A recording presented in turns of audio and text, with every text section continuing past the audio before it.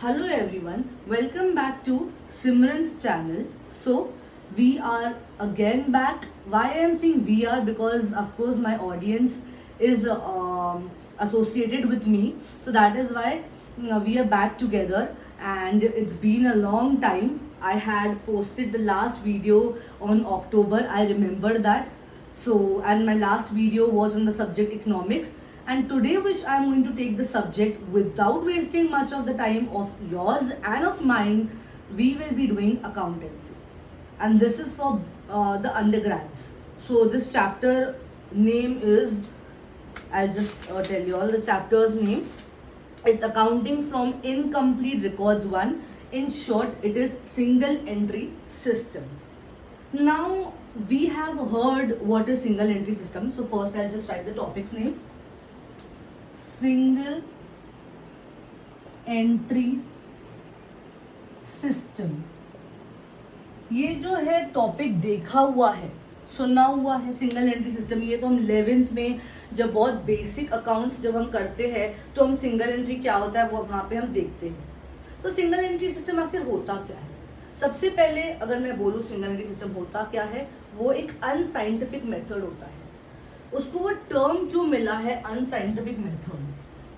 Unscientific method, ये जो term है ये सिंगल एंट्री को क्यों दिया गया है, इज बिकॉज यहाँ पे इनकम्प्लीट अकाउंट्स मेंटेन होते हैं.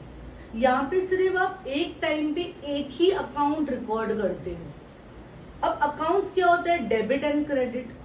बट सिंगल एंट्री में इधर डेबिट होता है रिकॉर्ड या इधर क्रेडिट होता है. सो इधर डेबिट, इधर the accounts are debited or credited. Now this is not accounts.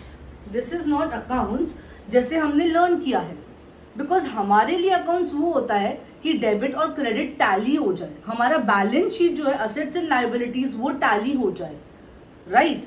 अगर मैं सिर्फ एक ही चीज के बारे में रिकॉर्ड करती हूँ, फॉर एग्जाम्पल मैं डेबिट के लिए रिकॉर्ड करती हूँ, यानी मैंने क्या पेमेंट्स किया है, ठीक है, तो मैंने पेमेंट्स क्या रिकॉर्ड कर दिया है ये तो मैंने बता दिया, लेकिन मैंने कितना इनकम रिसीव किया है वो तो मैंने बताया नहीं. अब अगर मैं नहीं बता रही हूँ कि मैंने कितना इनकम रिसीव किया है, तो मेरा ग्रॉस प्रॉफिट और नेट प्रॉफिट कैसे फाइंड आउट होगा, या ग्रॉस लॉस और नेट लॉस कैसे फाइंड आउट होगा, बेसिकली प्रॉफिट या लॉस कैसे फाइंड आउट होगा, वो एक क्वेश्चन मार्क है. How, one second, how will I find profit और लॉस? ये बहुत बड़ा क्वेश्चन मार्क है कि मैं प्रॉफिट या लॉस कैसे फाइंड आउट करूंगी. उसके लिए मेरे पास दोनों वेज होना चाहिए, पेमेंट का भी और इनकम का भी. अब पेमेंट अगर ज्यादा हो जाता है, यानी कि मेरा एक्सपेंडिचर ज्यादा हो जाता है मेरे इनकम से, तो of course it's a loss, and वाइसा versa. If my income is more and my expenditure is less, it means मैंने प्रॉफिट कमाया है, ठीक है. सो लेट्स से एक सिंपल एग्जांपल लेते हैं. बहुत ज़्यादा सिंपल टॉपिक है, ज़्यादा डिटेल्स में आज नहीं जाएंगे, बिकॉज ऑफकोर्स हम बहुत दिनों के बाद मिले हैं, और अगर मैं डायरेक्टली डीप डाइव कर दूंगी तो कन्फ्यूजन सा हो जाएगा, ठीक है ना. तो अगर मैंने फॉर एग्जाम्पल 10,000 इनकम अर्न किया है, अर्नड, स्पेंड जो है मैंने 10,500 किया, ठीक है. तो हम तो देखो सबट्रैक्शन ऐसे ही करते हैं, राइट, कि the bigger number will be about and the smaller number will be below. That is what is maths, right? So I will go by the maths rule. 10,500 minus 10,000. So I am getting 500. So according to maths rule, I am getting positive answer. But am I right according to accounts? No dear, I am absolutely wrong. I'll tell you all why. Because my income is 10,000. मेरे हाथ में ही 10,000 है, और मैं spend करी हूँ 10,500, तो यार वो 500 रुपया कैसे आया मेरे पास? मैंने क्या चोरी की है? क्या मैंने लोन लिया है? हाँ, चोरी वगैरह यहाँ पे इंक्लूड नहीं होता अकाउंट्स में। इलीगल का जो भी एक्टिविटी है वो मैं अकाउंट्स में नहीं मेंटेन कर रही हूँ। मैं ऑडिटिंग में जब जाऊंगी ना तब मैं ये सब फैक्ट्स को बताऊंगी, बट अभी मैं अकाउंट्स में हूँ तो अब ये फैक्ट्स को मैं इग्नोर करूंगी। तो मैंने फॉर एग्जाम्पल 10,000 अर्न किया है, लेकिन मुझे आज कुछ लेना है, मे बी मुझे लेना है एक फ़ोन और वो 10,500 का है। अब मैं 500 से शॉर्ट हो रही हूँ तो मैं ऑफकोर्स क्या लूँगी? लोन लूँगी। अब लोन मतलब ऐसा मत समझो कि मैं बैंक में एक्चुअली जाऊंगी और लूंगी, may be from a relative, may be from a friend, whatever it is, I am going to take a loan from them. So according to accounts, I am falling short of money rupees 500. According to maths, bigger minus smaller 500 है मेरे पास, तो हम maths के हिसाब से नहीं जा रहे. That is why maths and accounts are different. Many people, in fact even my mom one day said कि अरे accounts और maths same होता है. I told her no mom, there is a difference and that's actual. Many people tell me that accounts and maths तो क्या same ही तो है. Same नहीं होता है. Accounts में कुछ formats होते हैं, कुछ laws होते हैं, कुछ principles होते हैं, and maths is altogether a different thing. Maths का एक अपने फॉर्मूलाज होंगे, फॉर्मेट्स होंगे, उसके अपने प्रिंसिपल्स होंगे. एंड मैथ्स का वर्ड सुनते ही वो कैलकुलेटिव ज़्यादा होता है, अकाउंट्स ज़्यादा फॉर्मेटिव होता है, यानी कि फॉर्मेट ज़्यादा होता है. Of course calculations are included, but format जो होता है बहुत इंपॉर्टेंट होता है. चलो वापस coming to accounts back, single entry system पे थे हम लोग.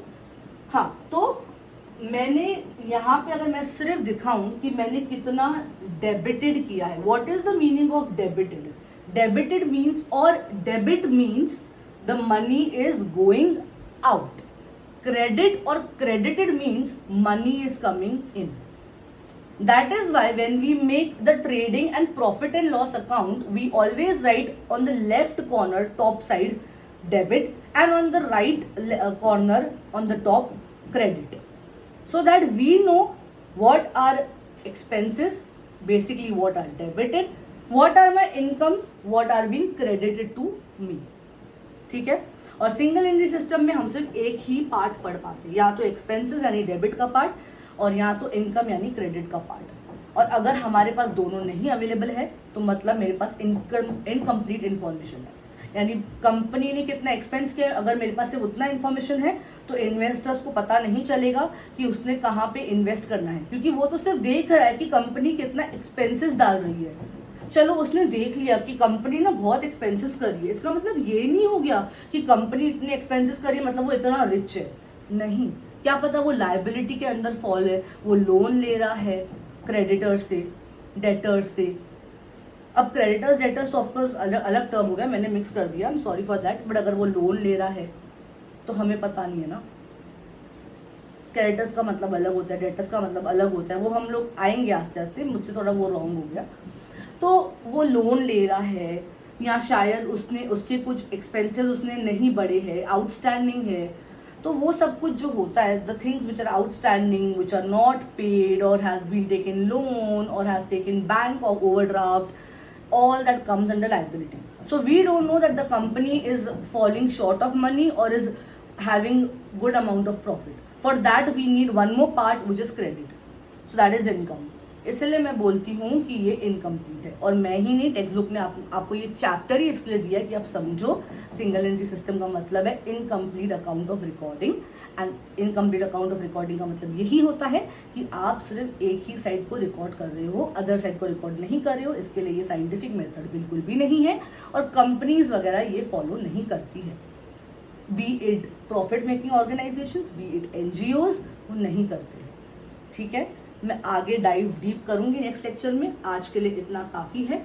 ठीक है, जहाँ तक मुझे पता है नेक्स्ट लेक्चर में हम लोग थोड़ा बहुत एडवांटेजेस एंड डिसएडवांटेजेस देख लेंगे सिंगल एंट्री सिस्टम के, एंड हम लोग एक दो एग्जांपल्स देख लेंगे. ठीक है, आस्ते आस्ते करके हम आगे जाएंगे सो दैट हमारे लिए भी ईजी हो and we are able to understand. Please don't forget to like, share, subscribe my channel. Please put comments regarding which subjects do you want from me to explain for explanation. तो आपको कौन से subjects चाहिए मैं explain करूँ for commerce background, of commerce background, वो मुझे बता दीजिए. ठीक है, thank you so much, bye.